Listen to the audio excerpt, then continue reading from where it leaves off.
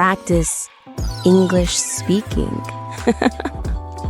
Hello, welcome to Practice English Speaking. Oh yes, grab a chair, grab a smile, and maybe grab some food because today we are talking about restaurants. Yum! Hello, everyone.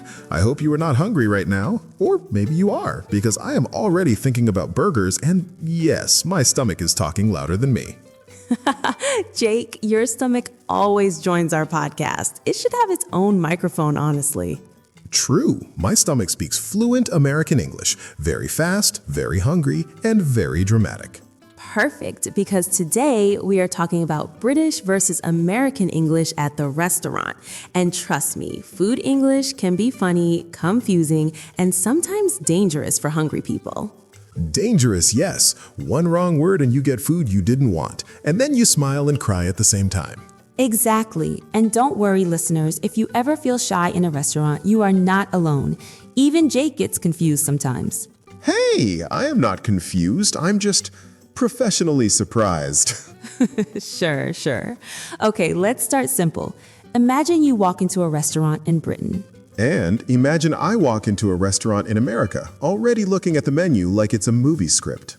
In Britain, the waiter might say, "Hello, are you all right?" And beginners think, "Do I look sick?" Yes! In America, if someone says, "Are you all right?" I think I did something wrong, like I dropped a plate or danced badly. Exactly. In British English, "Are you all right?" just means, "Hello, how are you?" Very friendly, very normal. Meanwhile, in American English, the waiter usually says, "Hi, how are you doing today?" with a big smile like they already know you. And beginners think, "Wow, they are so friendly. Are we best friends now?" Yes, and then they ask, "What can I get you?" very fast. And beginners are like, wait, my English brain is loading, buffering, error. Totally relatable. Now let's talk about menus. In Britain, we say menu, nice and simple. In America, also menu, but we read it like our life depends on it. Here is a funny one. In Britain, chips means fries. But in America, chips are crispy snacks in a bag, and fries are fries. Confusing already, right? So if you ask for chips in Britain, you get fries. Happy day. But if you ask for chips in America, you get potato chips, and you look at them like, where are my fries? Yes, and don't forget crisps. In Britain, crisps are what Americans call chips. My brain hurts already, Anna, and we are just starting. Ridiculous. Relax, breathe, and imagine food. That always helps. Now, let's order food. In Britain, you might say, "Can I have the chicken, please?" In America, we say, "Can I get the chicken, please?" Very casual, very chill. Beginners sometimes think, "Can I get?" means stealing food. Yes, like, get the chicken and run. No, it's polite in American English. In Britain, "Can I have?" sounds more polite and traditional. Both are correct, so listeners, don't panic, the food will still come. Another fun one, in Britain, we say starter. In America, we say appetizer, which sounds fancy, like the food wears a suit. Yes, and the main food in Britain is called main course or main. In America, we say entree, which confuses British people so much. True, because in Britain, entree sounds like a starter, not the main dish. So everyone is confused but still eating, which is the important part. Now, let's talk about drinks. In Britain, you might ask, "Can I have a glass of water, please?" In America, "Can I get a glass of water?" And the waiter brings a huge glass like a swimming pool. Yes, American water glasses are very generous. And sometimes with ice. Lots of ice, even in winter. In Britain, if you want ice, you often need to ask, or you get polite water with no drama.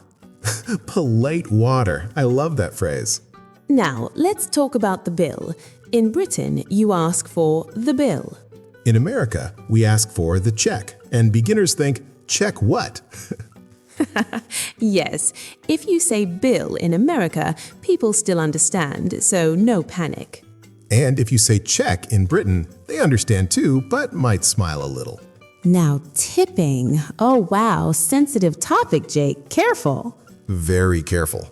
In America, tipping is very important, usually 15 to 20%.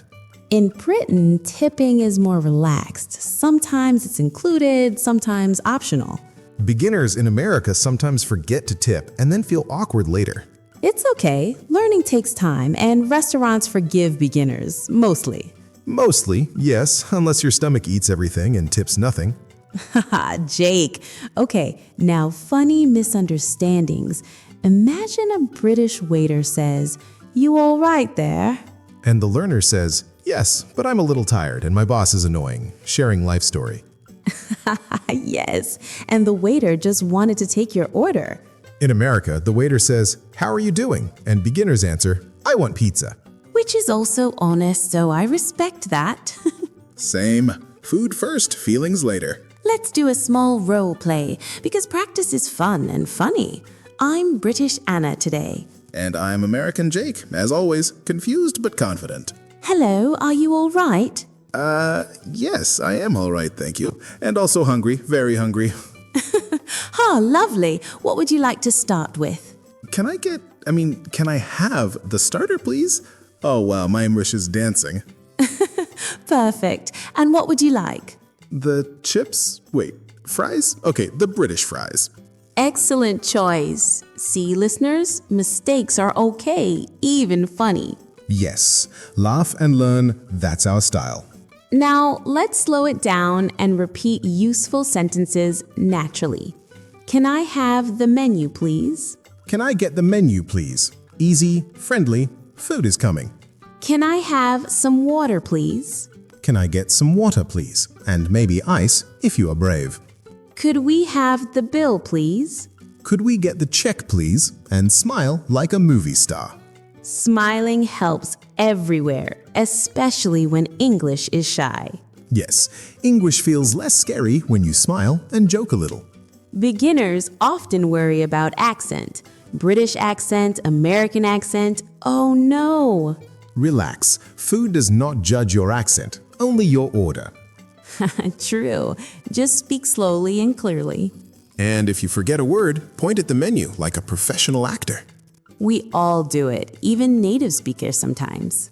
Yes, menus can be scary for everyone. Too many choices at ease. Okay, now imagine dessert time, my favorite part. Mine too. Suddenly my English improves when dessert comes. In Britain, would you like some pudding means dessert. In America, pudding is one dessert, not all desserts. Confusing again. Language is deliciously confusing. I like food with too many spices, but still good, at ease. Now let's talk about takeaway. In Britain, we say takeaway. In America, we say take out. Very similar, just different outfit, at ease. If you say takeaway in America, people understand. And if you say takeout in Britain, people understand too. No drama. See, English is friendly, not angry. Unless you order pineapple pizza, then English becomes emotional.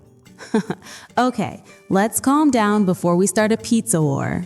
Yes, peace, love, and fries. Now, quick beginner tip. Listen for keywords like menu, order, bill, check. And don't panic if you don't understand everything. Even I don't understand Jake sometimes. That is very true, listeners. Thank you for your honesty. As we move towards the end, remember, practice English like a conversation, not an exam. Make mistakes, laugh, eat, repeat, and enjoy. Restaurants are great places to practice English in real life. Yes, because food gives you confidence and happiness. So next time you are in a restaurant, British or American, try simple sentences. And if you forget, just smile and say, please, magic word. All right, friends, we are slowly wrapping up our tasty conversation. My stomach is sad, but my English heart is happy. Thank you for listening to Practice English Speaking. Practice every day, even with your food. And remember, English doesn't need to be perfect. It just needs to be brave, friendly, and a little funny. See you next time. Keep smiling and keep speaking. Bye everyone, and don't forget to tip your English with practice.